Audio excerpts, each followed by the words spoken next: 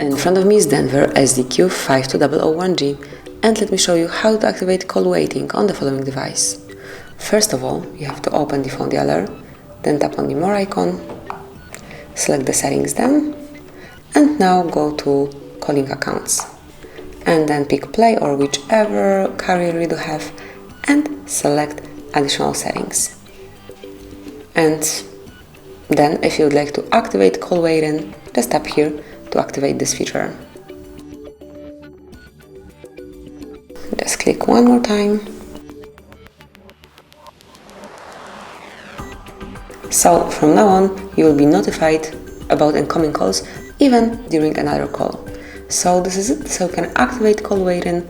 Obviously you can turn it off the same way as by tapping on the switcher. And this is it. That would be all. Thank you for watching. Please subscribe our channel and leave the thumbs up.